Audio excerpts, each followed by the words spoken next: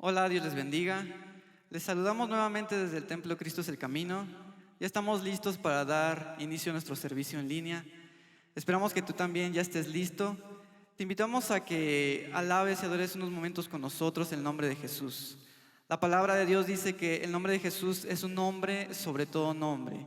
Y ese nombre, el nombre de Jesús, vamos a exaltarlo en este día. Ese nombre donde hay vida, donde hay salvación, hay sanidad y hay vida eterna.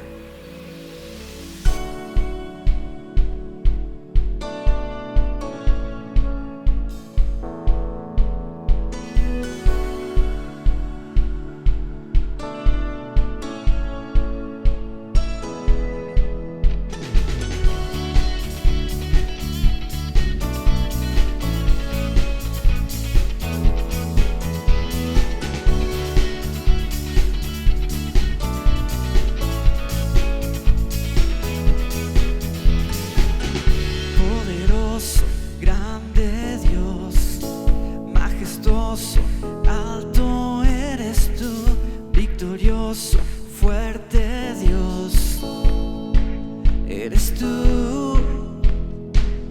Perdonado, limpio soy. Por su gracia Él me rescató. Transformado, salvo soy. Eres luz. Milagros suceden. No hay otro nombre igual. Milagros suceden, los cielos se abrirán. En tu nombre hay sanidad, en tu nombre hay libertad. Oh, oh, oh, oh, oh, oh. En tu nombre voy a gritar. En tu nombre hay sanidad, en tu nombre hay libertad. Oh, oh, oh, oh, oh, oh. En tu nombre voy a gritar. Perdonado, limpio soy. Por su gracia Él me rescató. Transformado, salvo soy. Eres luz. Milagros suceden, no hay otro nombre igual. Milagros suceden, los cielos se abrirán. En tu nombre hay sanidad, en tu nombre hay libertad.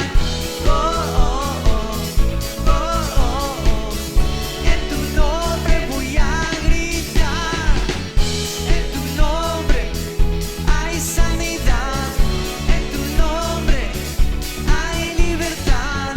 Oh, oh, oh, oh, oh, oh.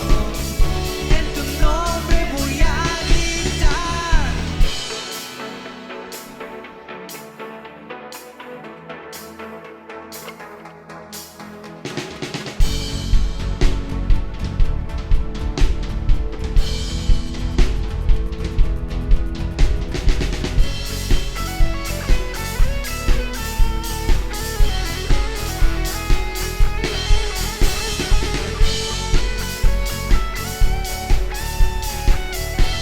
A ver, vamos a decirlo. Milagros suceden, no hay otro nombre igual. Milagros suceden, los cielos se abrirán. En tu nombre hay sanidad, en tu nombre hay libertad. Oh, oh, oh, oh, oh, oh. En tu nombre voy a gritar.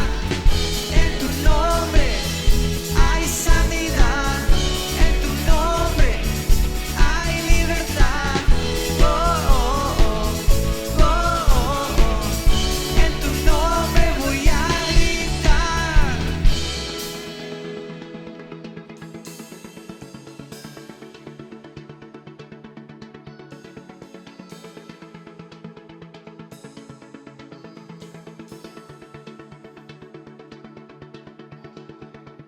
Así es. Es en el nombre de Jesús donde tenemos vida eterna y a quien exaltamos en este día.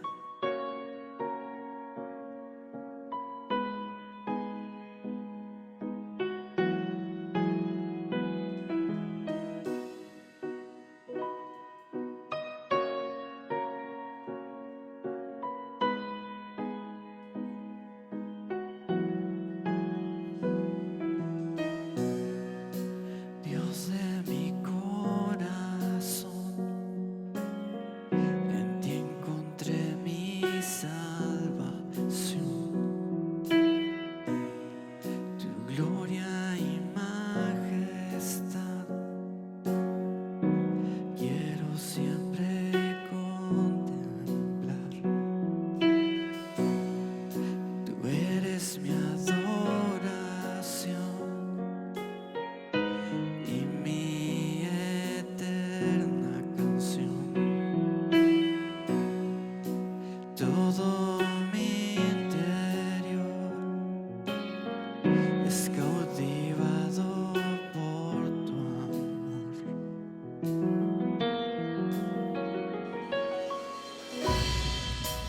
Eres Dios eterno, solo tú eres bueno, Dios incomparable eres tú. Nunca me separaré de tu gran amor, eres mi Señor, mi Salvador.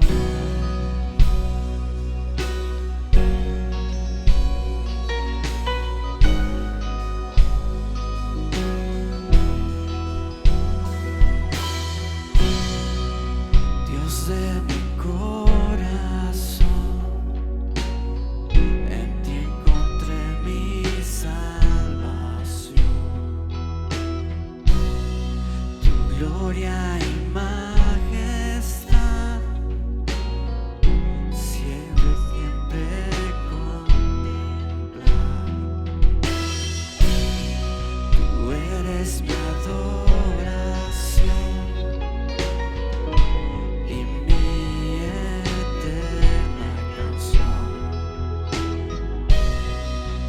Todo mi interior es cautivado por tu amor.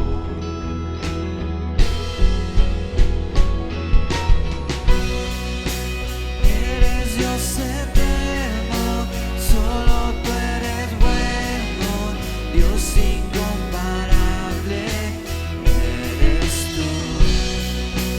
Nunca me separaré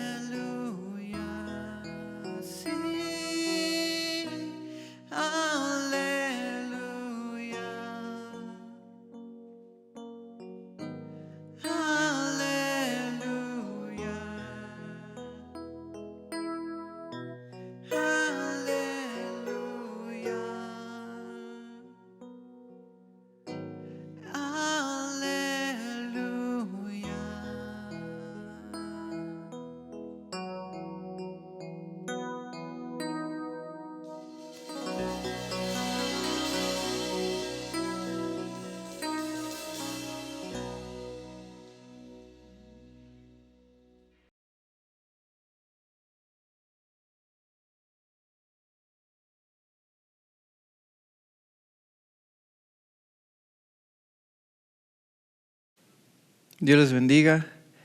Qué gusto estar con ustedes nuevamente. Vamos a tomarnos un tiempo ya para estudiar lo que dice la palabra de Dios.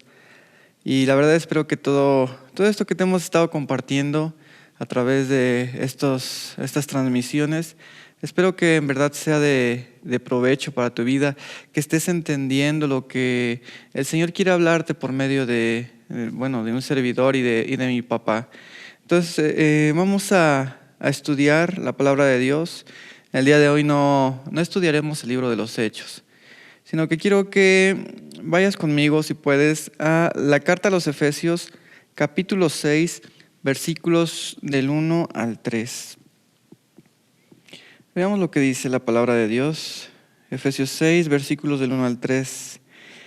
Dice así: Hijos, obedeced en el Señor a vuestros padres, porque esto es justo. Honra a tu padre y a tu madre, que es el primer mandamiento con promesa, para que te vaya bien y seas de larga vida sobre la tierra. Ok, aquí Pablo está escribiendo a la iglesia de Efeso y da varias instrucciones, da varios mandamientos. Él aconseja a los maridos, habla a las esposas también, habla a aquellos que están bajo servidumbre, pero también les habla, en este caso que vimos, les está hablando a los hijos. Les está dando un mandamiento que es exclusivamente para los hijos. Aquí no está, en estos versículos que leímos, no se encuentra enfocado al padre o la conducta de la madre, sino simplemente está dando una instrucción que es para los hijos. Entonces, si tú eres hijo, pues creo que esta instrucción es para ti. Entonces, dice Pablo a los Efesios que los hijos deben de obedecer a los padres en el Señor, porque esto es justo o es agradable para el Señor. Cuando tú obedeces a tus padres o a tu madre, entonces tú estás haciendo algo agradable ante los ojos del Señor. Pero dice que este mandamiento de obedecerlos, y en el versículo 2 dice honrar a tu padre y a tu madre. El hecho de honrar a tu padre y a tu madre es una palabra, la palabra honrar es algo muy amplio, porque abarca muchas cuestiones. Abarca sí la obediencia, abarca sí el respeto, abarca el ayudarlos. Entonces es algo muy amplio, pero que en su original esta palabra honrar quiere decir tal cual, aparte de todo esto, aparte de respetar, de obedecer, de ayudar, porque entra en todo esto, lo primordial es honrar, es reconocer el valor que tiene algo, reconocer el precio de alguna cosa o alguna persona. Entonces dice el Señor por medio de Pablo: honra a tu padre y a tu madre. O sea, valora a tu padre y valora a tu madre. Reconoce ese valor que tienen. ¿Por qué? Porque ¿qué valor tienen los padres en sí? ¿O cuál es el valor correcto que debe de tener para ti tu papá o tu mamá? Pues simplemente tienen el valor de ser representantes oficiales de Dios para tu vida. Dice la palabra de Dios que toda autoridad es puesta por Dios y que es un representante de Dios. Eso quiere decir que tú en tus padres tienes de cierta manera una imagen de Dios a la cual debes de someterte. Por eso debes honrarlos y no olvidar que tienen ese valor, de que cuando tú obedeces a tus padres o le ayudas a tus padres o respetas a tus padres, es como si se lo estuvieras haciendo a Dios mismo, porque es el valor que tienen, representantes de Dios. Y obviamente, igual no hay que quitarles ese valor. ¿Y cómo podría ser esto? Pues no desprestigiándolo, lo voy a decir así, o no avergonzándolos. Cuando tú eres desobediente, obviamente estás avergonzando a tus padres. Lo que tienes que hacer es poner en alto el nombre de tus padres, Que la gente vea que tú honras a tus padres, de que tú le estás dando ese valor, de que tú los respetas. Porque si no lo haces, la gente va a hablar mal de ti, va a hablar mal de ellos y obviamente están perdiendo ese valor que deberían de tener. Ahora, la cuestión con esto es que dice Pablo que este es el primer mandamiento con promesa. Este es uno de los mandamientos que Dios le da a Moisés, de esos 10 que le da. Este es uno de ellos. Y este mandamiento es uno de los que tiene promesa, de que si lo cumples va a pasar algo. ¿Y cuál es la promesa? En el versículo 3 dice que para que te vaya bien, o sea, es una cuestión, una, para que te vaya bien y otra, para que seas de larga vida sobre la tierra. Entonces, aquí el hecho de que cumplas este mandamiento, cumplamos este mandamiento, va a traer dos consecuencias. Te va a ir bien y vas a ser de larga vida sobre la tierra. Y hay quienes esperan que les vaya bien en esta vida, pero sin honrar a sus padres. Entonces, es difícilmente que a una persona le vaya bien en esta tierra si no ha honrado a sus padres, si no ha obedecido a sus padres. Ahora, esa es una cuestión. La otra es de que para que tú puedas llegar, lo voy a decir así, para que tú puedas llegar a viejito, tienes que honrar a tus padres. Si tú no honras a tus padres, difícilmente vas a llegar a una edad adulta. Hay muchos jóvenes que por su desobediencia, pues mueren y no llegan a ser adultos, adolescentes que mueren porque no han honrado a sus padres. Porque sus padres les dieron un consejo de no vayas a tal lugar, no te juntes con este tipo de amistades, y lo hacen y lamentablemente pierden la vida. Y ha habido muchos casos así. Y obviamente ahí vemos que esta palabra, este mandamiento y esta promesa es verdad. Ahora, el día de hoy quiero enfocarme o quiero tocar este punto. El hecho de que decir que una persona cuando se muere, pues muchas veces se dice, es que seguramente andaba en malos pasos. Y es común escucharlo. Cuando una persona muere, enseguida decimos, no, es que andaba en malos pasos. Es que seguramente se murió porque no hacía la voluntad de Dios.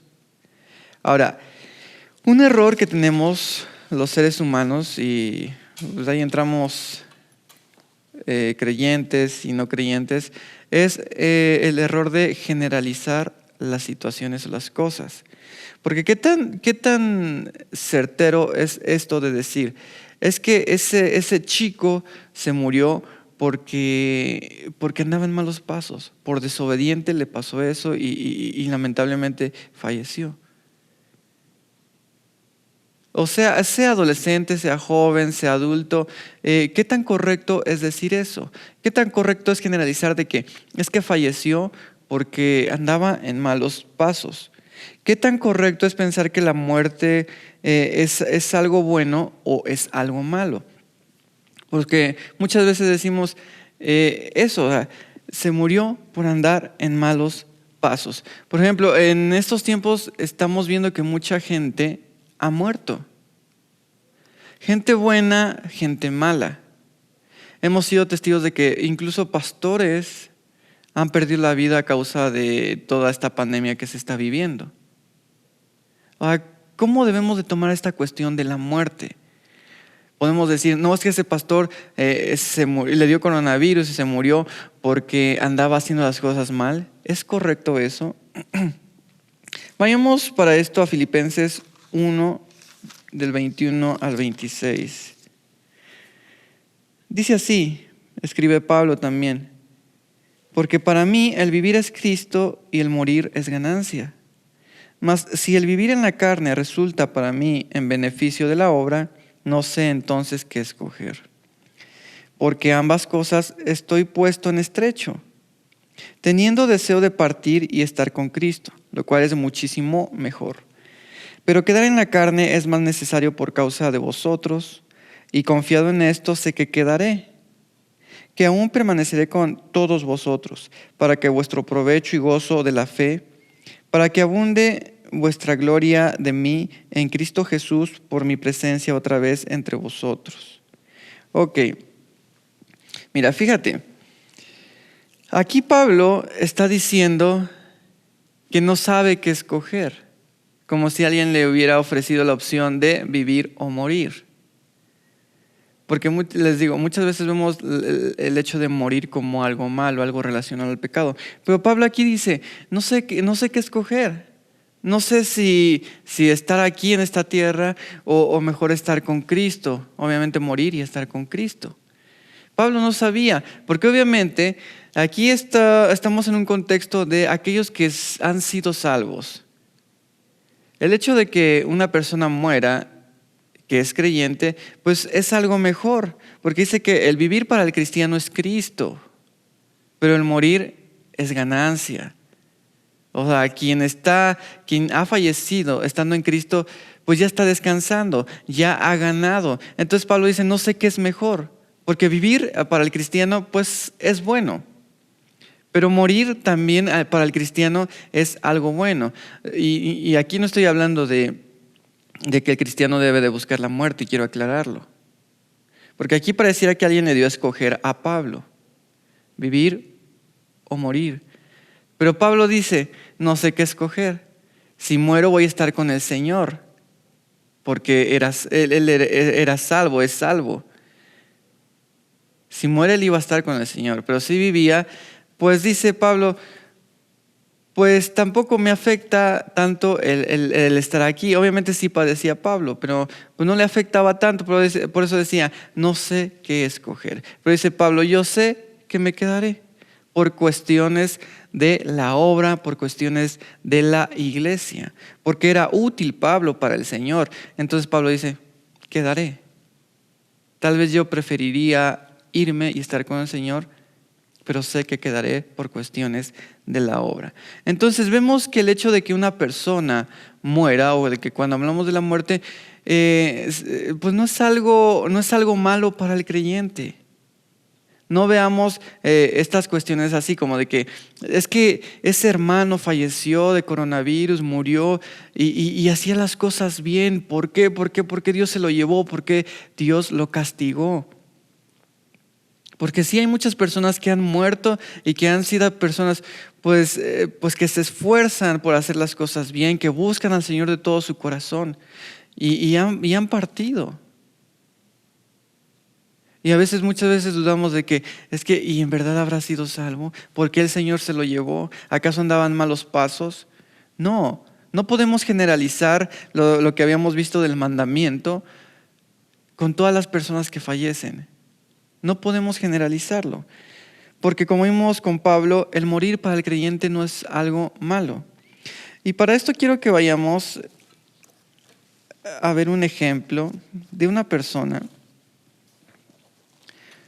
específicamente de un rey. Quiero que me acompañes al segundo libro de Reyes, capítulo 22, versículos del 3 al 10, vamos a leer rápidamente. Dice, a los 18 años del rey Josías, envió el rey a Safán, hijo de Azalía, hijo de Mesulam, escriba, a la casa de Jehová, diciendo, ve al sumo sacerdote Hilcías, y dile que recoja el dinero que han traído a la casa de Jehová, que han recogido del pueblo los guardianes de la puerta, y que lo pongan en manos de los que hacen la obra, que tienen a su cargo el arreglo de la casa de Jehová, y que lo entreguen a los que hacen la obra de la casa de Jehová, para reparar las grietas de la casa, a los carpinteros, maestros y albañiles, para comprar madera y piedras de cantería para reparar la casa. Y que no se les tome en cuenta del dinero cuyo manejo se les confiare, porque ellos proceden con honradez. Entonces dijo el sumo sacerdote Hilcías al escriba Safán, he hallado el libro de la ley en la casa de Jehová. Hilcías dio el libro a Safán y lo leyó.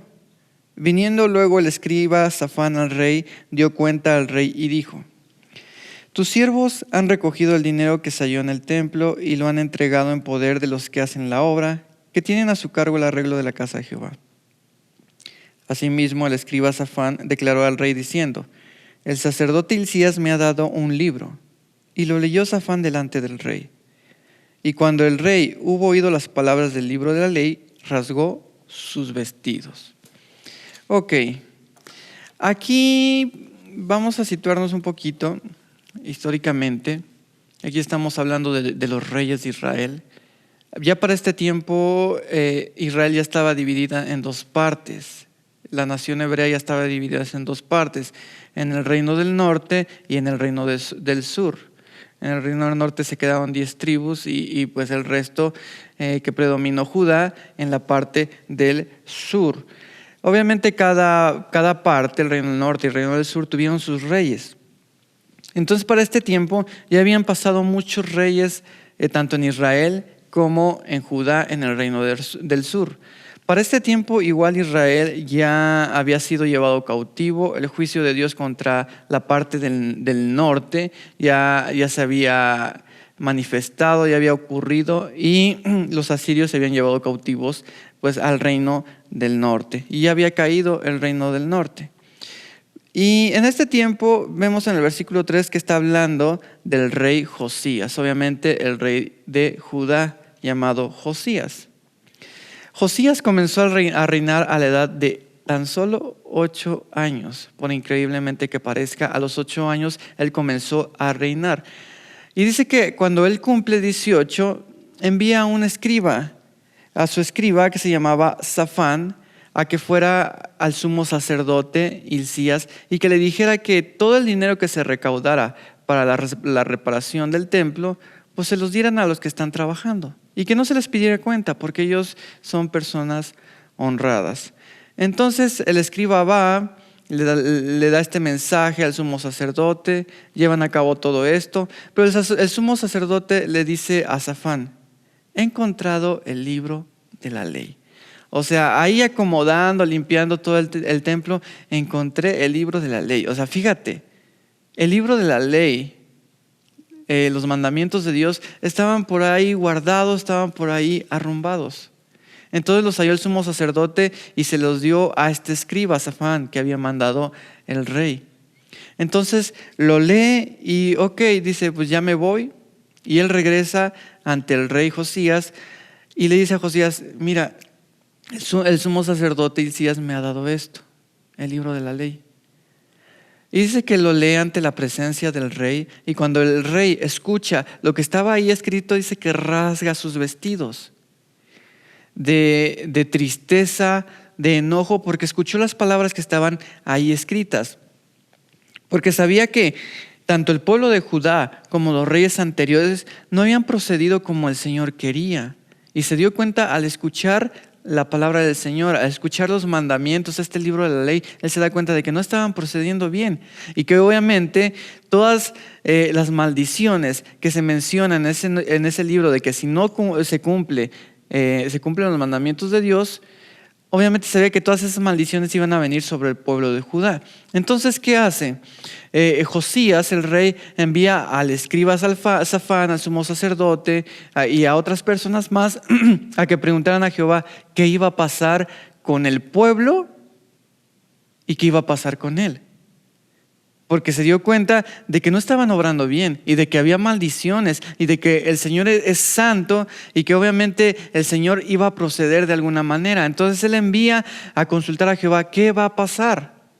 Y entonces estas personas que él envía, dice que buscan a una profetisa y que obviamente llegan con ella y le dicen: es que el rey quiere saber qué va a pasar.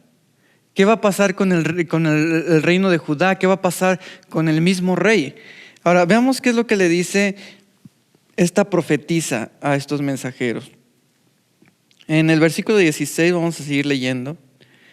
Dice: así dijo Jehová, es la respuesta de la profetisa. He aquí yo traigo sobre este lugar y sobre los que en él moran todo el mal de que habla este libro que ha leído el rey de Judá, por cuanto me dejaron a mí y quemaron incienso a dioses ajenos, provocándome a ira con toda la obra de sus manos. Mi ira se ha encendido contra este lugar y no se apagará. Mas el rey de Judá que os ha enviado para preguntarles a Jehová, diréis así: así ha dicho Jehová, el Dios de Israel, por cuanto oíste las palabras del libro y tu corazón se enterneció y te humillaste delante de Jehová, Cuando oíste lo que yo he pronunciado contra este lugar y contra sus moradores, que vendrán a ser desolados y malditos, y rasgaste tus vestidos y lloraste en mi presencia, también yo te he oído, dice Jehová. Por tanto, he aquí yo te recogeré con tus padres y serás llevado a tu sepulcro en paz y no verán tus ojos todo el mal que yo traigo sobre este lugar. Y ellos dieron aviso al rey la respuesta. Ok, aquí podemos ver cuál es la respuesta de Jehová, del Señor, ante la pregunta del rey Josías. Está dividida en dos partes. La primera parte es que le dice el Señor. Le dice, obviamente, Judá va a ser castigada. Todas las maldiciones de las que habla este libro, obviamente van a venir sobre Judá. ¿Por qué? Porque han obrado mal. Han pasado ya varios reyes, varios años, y el pueblo de Judá sigue haciendo las cosas mal. Entonces la sentencia ya estaba. Porque no, ahora sí que de todo lo que hacemos hay consecuencias.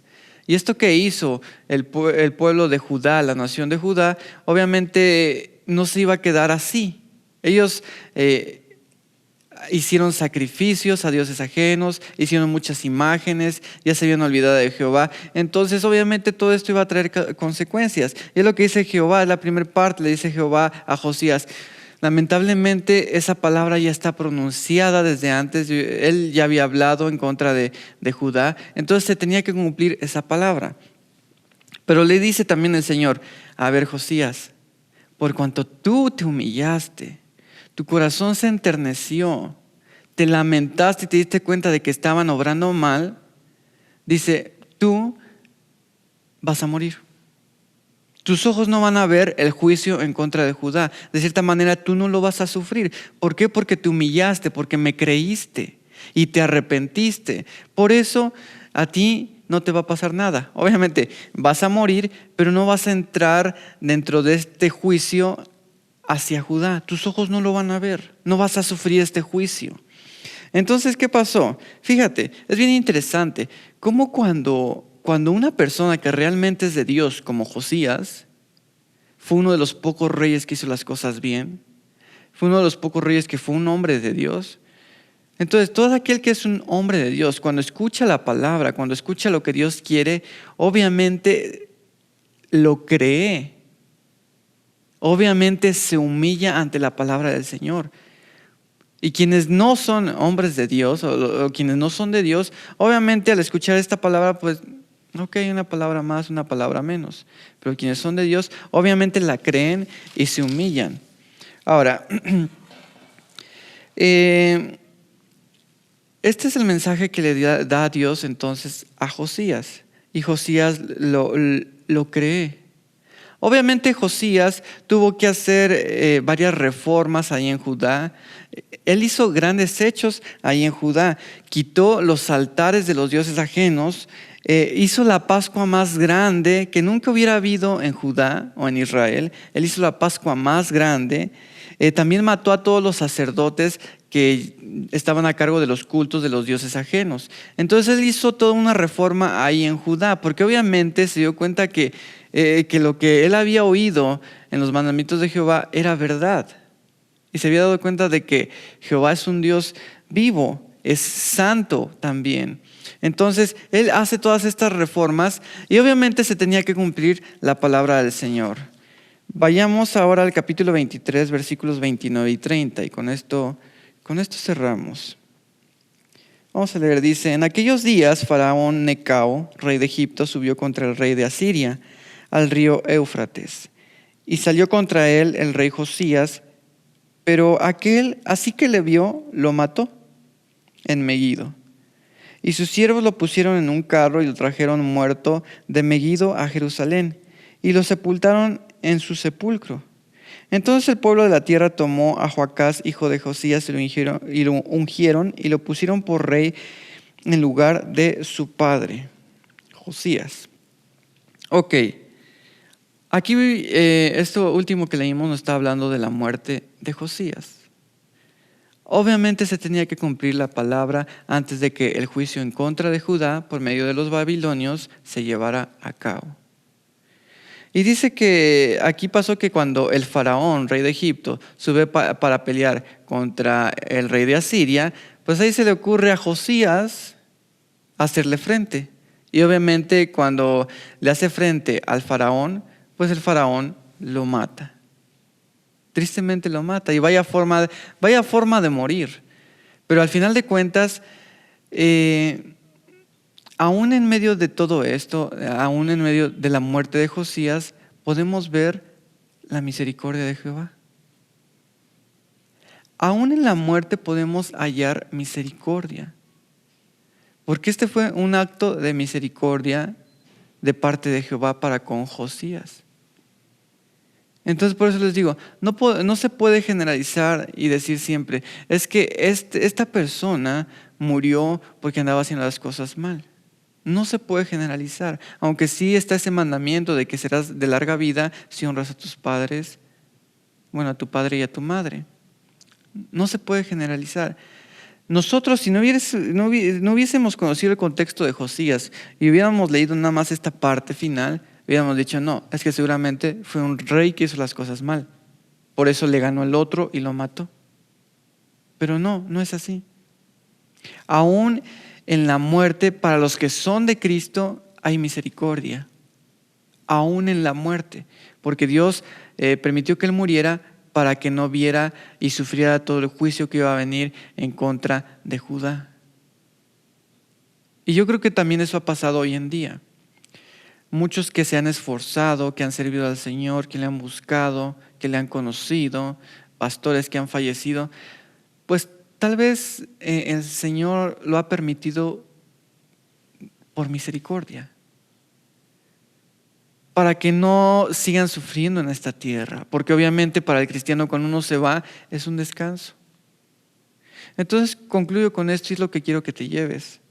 Que aún en la muerte Dios muestra misericordia. O sea, es tan rico en misericordia, es la palabra de Dios, que aún en la muerte Él muestra misericordia para con los suyos. Y también quiero aclararte algo, no busquemos la muerte. Aunque sí para el creyente el morir es ganancia, no quiere decir que debemos de buscar la muerte, porque eso no es lo correcto tampoco. Hablar del suicidio tampoco, o sea, no es una opción para el cristiano. No se debe de buscar el morir. Es como Pablo quería irse, pero él vivió aquí pues esforzándose. No porque morir para el cristiano es ganancia quiere decir que aquí vamos a vivir pues queriendo morirnos, vivir de mala gana, vivir así pues como una persona desahuciada. No. Debemos de vivir íntegramente, siendo útiles para el Señor, porque si estamos aquí en esta tierra es porque somos útiles para el Señor. Es como Jesús dice, o le dice al Padre, no te pido que los quites de este mundo, sino guárdalos del mal. Hay muchos cristianos que dicen, ay Señor, es que mejor llévame, ya estaría contigo, dejaría de sufrir. Pero fíjate, lo que dice la oración del Señor Jesús para con el Padre, dice, no los quites de este mundo. Nada más líbralos del mal. Porque si tú estás en esta tierra, si estás en este mundo, obviamente es porque le eres útil al Señor. Le somos útiles. Aunque es una ganancia estar con Él, pues estamos aquí es porque somos útiles. Entonces no generalicemos que cuando una persona muere digamos, no, es que seguramente andaba haciendo las cosas mal. No. Muchas veces es mejor quedarnos callados porque no conocemos la situación y la relación de las personas con el Señor. Porque muchas personas el Señor se las lleva como un acto de misericordia para que ya por fin descansen, para que ya no estén sufriendo aquí. Porque la verdad es que la situación en esta tierra pues ya bíblicamente tiene que ir empeorando, o sea, ya no va a mejorar. Entonces lo mejor es acercarnos al Señor y que nuestra vida esté en sus manos. Y cuando Él decida llevarnos, pues adelante, mientras esforcémonos y seamos útiles. Bueno, ¿qué te parece si hacemos una oración y agradecemos al Señor por esta palabra? Padre Santo, Padre bendito, muchas gracias por tu palabra.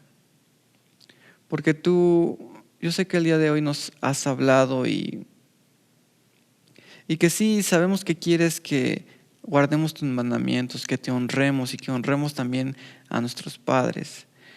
Pero también sé, Señor, que nuestras vidas están en tus manos y que cuando tú así lo dispongas nos llevarás y que nos dejarás aquí hasta que tú lo decidas, Señor. Y mientras estamos aquí, Señor, ayúdanos a hacerte fieles, a servirte, a ser un ejemplo de lo que es ser un hijo tuyo, Señor. Ayúdanos a hacer tu voluntad cada día, Padre Santo. Y por aquellos que se han ido, Señor, y que son tus hijos y que se han esforzado, yo sé, Señor, que tú lo haces por cuestiones de misericordia, Señor. Porque aún en la misericordia, aún en la muerte, Señor, tú muestras tu misericordia, Padre Santo. Ayúdanos a hablar con sabiduría, a no generalizar, a no hablar mal de las personas, Señor, más de aquellos que ya no están con nosotros. Ayúdanos a ser sabios en la manera de hablar, Padre bendito. Muchas gracias, Padre, por tu palabra. Te bendigo en el nombre de Jesús. Amén. Muy bien, pues esta ha sido la palabra del día de hoy. Quiero que pues la sigas meditando, sigas pensando en todo esto y que también dentro de ti haya un deseo de esforzarte por agradar más al Señor.